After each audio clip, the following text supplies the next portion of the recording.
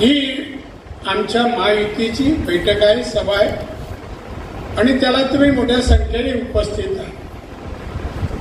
माझी खरी ओळख करून द्यायची गरज नाही. मी 34 वर्ष या जिल्ह्यात लोकप्रतिनिधी आहे.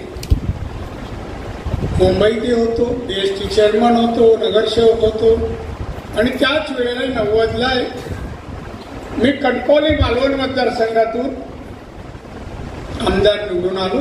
इथल्या लोकांनी निवडून दिले. त्यानंतर मंत्री, मुख्यमंत्री, विरोधी पक्ष नेता, परत आमदार, परत खासदार आणि केंद्रीय अशी 10 पदं लाईनीत मला मिळाली. बांधवांना ही पदं मिळत असताना माझा लक्ष मी कुठेही दिल्लीला असो, मुंबईत असो, हा कोकणाकडे असायचा, कोकणी माणसाकडे असायचा. कोकणी माणसाची या जिल्ह्यातील लोकांची प्रगती व्हावी, आर्थिक सुबत्ता या जिल्ह्यात यावी या दृष्टीने सगळे प्रयत्न केले. 90ला मी जिल्हा पाहिला. मी तसा कणकवली, वरवडे, फळशेवाडीचा जिल्हा माहिती होता. मे महिन्यात केव्हा तरी यायचो. या जिल्ह्यामध्ये कसे रस्ते होते पाहिले, पाण्याची टंचाई माहिती. फेब्रुवारी महिन्यानंतर इथे चाकरमानी यायचे नाही, त्याच्या महिला तर पत्नी तर यायच्याच नाही, पाणी नाही म्हणून. एखादी बाई अडली आंबोली साईडला तिकडे, तर गावात रस्ता नव्हता, रिक्षा येत नव्हता. अशा अनेक तक्रारी जवळून पाहिल्या. 5-5 किलोमीटरवरून कळशी पाणी आणणारे आमच्या महिला भगिनी पण पाहिल्या. आणि हे पाहिल्यानंतर मी आमदार झालो आणि मी स्वतः निर्धार केला की मला हे सगळं बदलायचं आहे. जेवढी पदं मला मिळाली त्या पदाचा मी वापर केला. मी आलो ना मुंबईवरून, त्यावेळेला या जिल्ह्याचं दरडोई उत्पन्न 35,000 होतं आणि आज विचारा किती झालं, 2,40,000. ही प्रगती झाली. आर्थिक या टेबलावर पण आर्थिक प्रगती दिसते. आम्ही आलो, आमच्या समोर 2 छोटे हे ठेवले. पूर्वी आम्ही पाहुणे मंडळी आले तर आपण लाडू ठेवायचो, खडखडा लाडू म्हणायचे, खडखडा, आणि जास्तीत जास्त शेंगदाण्याचे. पण आमच्या कार्यकर्त्यांनी काय समोर आणून ठेवलं, बदाम आणि काजू. प्रगती आहे की नाही? मी माझ्या बाजूला बसला राहील, इथे बदाम पण व्हायला लागले का? नाही, बदाम इथे होत नाही. पण बदाम घ्यायची आर्थिक परिस्थिती आमच्या लोकांची झाली, याला प्रगती म्हणतात. बांधवून आपल्याला पुष्कळ काय करायचं आहे. आता मी केंद्रीय मंत्री आहे. उद्योग धंदे, इथे इन्फ्रास्ट्रक्चर सुंदर आहे, महाराष्ट्रात नाही. रस्ते, पाणी, वीज, शाळा, आरोग्य, सर्वच गोष्टी. या जिल्ह्यात मेडिकल कॉलेज झालं, हॉस्पिटल मोठी झाली. पडव्याला मी 650 बेडचं हॉस्पिटल आणि मेडिकल कॉलेज आहे. कणकवलीला इंजिनिअरिंग कॉलेज आहे. 1600 मुलं इंजिनियर होत आहे. 10वी-12वीचा रिझल्ट मेरिटमध्ये इतकी मुलं यायला लागली. 36% जास्त मार्क नाही मिळायचे इथे. एवढं शैक्षणिक प्रगती आपण करतो आणि झालेली आहे. आरोग्याच्या दृष्टीने एखादा माणूस त्याला अटॅक आला, काय आला, तर मुंबई किंवा गोव्याला न्यावं लागत होतं, जास्त कोल्हापूर. आता जायची का जिल्ह्यात हार्टची ऑपरेशन करणारे डॉक्टरही आहेत ना, हॉस्पिटलही. आता माझं लक्ष, मी विमानतळी आणला, रेल्वे आहे, चौपदरी रस्ता झाला. 4 रस्त्याने त्या किती आनंद मिळतो. अरे आपल्या जिल्ह्यात चौपदरी रस्ता. परदेशी हे रस्ते पाहायला टीव्हीवर पाहतात, आता आपल्याकडे चौपदरी रस्ते. त्यामध्ये मधला पण भाग आहे ना, त्याला झाडं लावली आहे. तिथं ब्युटिफिकेशनसाठी केंद्राकडून 12 कोटी मी आणले. मधला भाग तिथे हत्ती असतील, सिंह असतील, वेगळे प्राणी सिमेंटच्या खरे नाही. त्याचा दादा वाघ पण आम्ही फिरायचं कुठे. मालवण लोकांचा लगेच प्रश्न असतो. पण नाही, सिमेंटचे मी जयपूरला ऑर्डर दिली, ते बनवणारे राजस्थान. बघा असं जिल्हा कसा सुंदर दिसेल. आणि रोजगारासाठी अनेक कारखाने आणि त्यासाठी इथे तरुण तरुणींनी टेक्निकल शिक्षण घ्यावं, इंजिनिअरिंग घ्यावं, फूड प्रोसेसिंग सारखे व्यवसाय करावे, त्याचं शिक्षण घ्यावं. त्यासाठी ओरसला चालू केलंय मी टेक्निकल सेंटर. इंजिनिअरिंग आणि फूड प्रोसेसिंगच्या मशीनवर प्रशिक्षण द्यायचं, ते कसं चालवावं, कसं काय उत्पन्न काढावं. पॅकिंगचं युनिट आहे.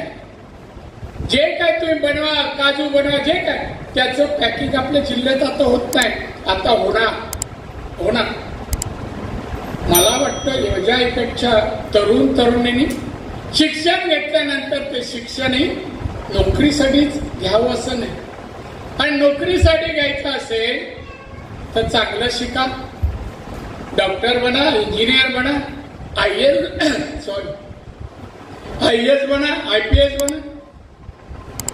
एखाद्याने IAS होऊन आमच्या जिल्ह्याचा कलेक्टर यावा, एखाद्याने IPS होऊन आमच्या जिल्ह्याचा SP व्हावं, CO व्हावे.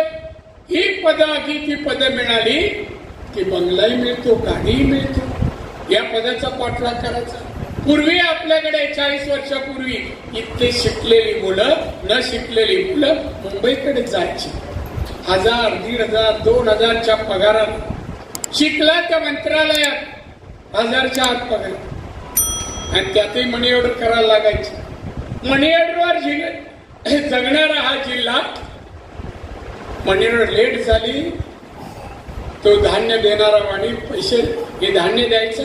मी पाहिलंय कणकवली. ही परिस्थिती बदलायची, पूर्ण बदलायची. चांगल्या पगाराच्या नोकऱ्या मिळण्यासाठी चांगलं दर्जेदार शिक्षण घ्या.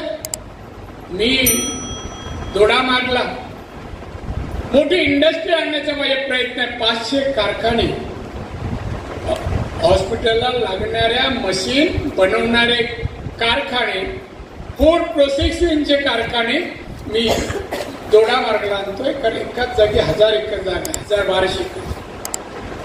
त्यासाठी रस्त्याचं काम सुरू केलं. आमच्या रवी चव्हाणांनी पैसे दिले. तिथे पोचण्यासाठी रस्ता, वाहतूक व्यवस्था आपल्या जिल्ह्यासाठी कुठे नाही. रस्ता आपल्या जिल्ह्यात जाऊन वाहतूक. पण मी का सांगतोय, काही लोक विचारतात काय केलं. चला आमचं थोडा बाजूला ठेव.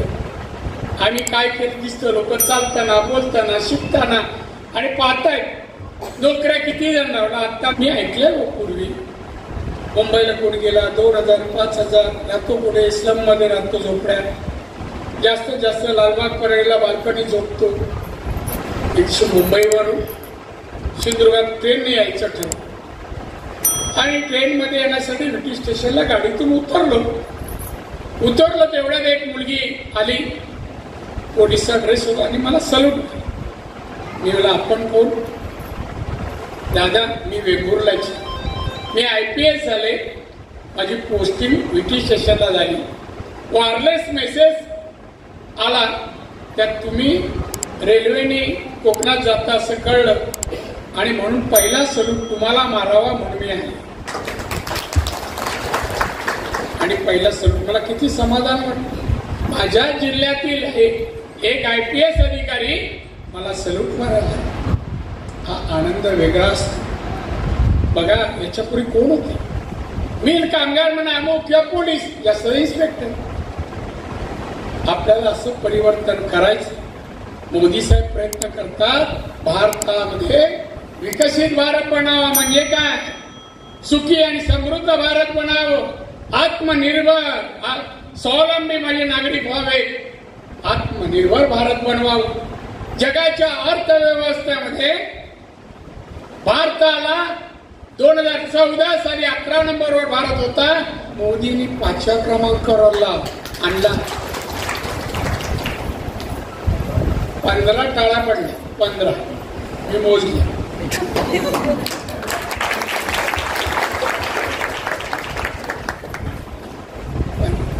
बांधवांनो मोठी गोष्ट आहे. जगामध्ये एक गरीब देश म्हणून भारताला म्हणायचे. आज प्रगती जगात आपण 3रा नंबर जाणार आहात, 5व्या क्रमांकावर. आपल्या पुढे कोण आहे फक्त जपान आणि जर्मनी. हे प्रगत देश आहेत, त्यांना ओव्हरटेक करायचं आहे. येणाऱ्या 3 वर्षात आपण करणार ही प्रगती. गरिबांसाठी किती योजना दिल्या मोदींनी हो. कोरोना आला, माणसं मरत होती, कंपन्या बंद झाल्या, रस्त्यावर फेरीवाले, हॉटेल सगळे बंद झाली. माझी गोव्यात 2 हॉटेल आहेत, दोन्ही बंद होती. मग कामगारांनी जायचं कुठे? घरी महिन्याला पैसे काय? मग माननीय मोदी साहेबांनी त्यावेळेला 80 कोटी लोकांना मोफत धान्य चालू केलं. ते आज मितीपर्यंत आहे. आज कोणती योजना मोदींनी महिलांसाठी सांगा. उज्ज्वला गॅस असो, उद्योगधंद्याला असो, सबसिडी उद्योगा महिला असेल 35%, जनरल 25%, एसी एसटी मागासवर्गीय असेल 90%, उद्योगधंदे आदिवासी मागासवर्गीय उद्योग करायचे असेल 90% सबसिडी. 1 लाख कर्ज घेतला, तुम्ही उद्योग चालू केला तर 90,000 माफ होता. अशा योजना. घरात आजारी कोण पडलं तर त्या कुटुंबाला आयुष्यमान भारत योजनेत 5 लाख रुपये मदत होते. 54 योजना अशा आहेत. स्वच्छता या देशात यावी, महिलांचा मान राखला जावा. 11,72,00,000 शौचालय दिले देशात. कोणी हा विचार केला की महिला उघड्यावर जातात? 11,72,00,000 ते शौचालय. 4 कोटी गरीब ज्यांना घरं नव्हती त्यांना पक्की घरं दिली. किती? 4 कोटी. अशा अनेक योजना मी सांगेन पुढच्या वेळेला. आज मोदी सांगतायत मी या वेळेला या निवडणुकीत 2024च्या मी जे काम केलंय, कार्य केलंय, जगामध्ये भारताचं नाव केलंय, हे प्रगतीकडे जाणारा हा देश एक कर्तृत्ववान पंतप्रधान मिळाले. हे कोण म्हणतात? अमेरिकेचे अध्यक्ष म्हणतात, इटलीचे अध्यक्ष म्हणतात, इस्रायलचे म्हणतात. कधी परदेशी देशाच्या अध्यक्षांनी अशा प्रकारे कौतुक कधी केलं होतं? बाजूने कर्तृत्ववान व्यक्ती पंतप्रधान आपल्याला मिळालाय आपली परिस्थिती बदलण्यासाठी. या कोकण, मी इथला मंत्री आहे, कोकणाची परिस्थिती बदलणार. आता बदलली गेली आहे या 34 वर्षात, पण पूर्ण बदल. इथला एक काही माणूस गरीब आहे, ती गरिबी शिल्लक ठेवू नये हे माझं मत आहे. त्यासाठी प्रयत्न करतो. एक काही घरात चूल पेटत नाही, मुलांच्यावर अन्न जात नाही, असं एकही घर असता का म्हणे, हा माझा विचार आहे. यासाठी मी काम करतो. विरोधक होते की नारायण राणे असा अमोक असा, त्याशिवाय नारायण राणे सोडून विषय काय यांच्याकडे?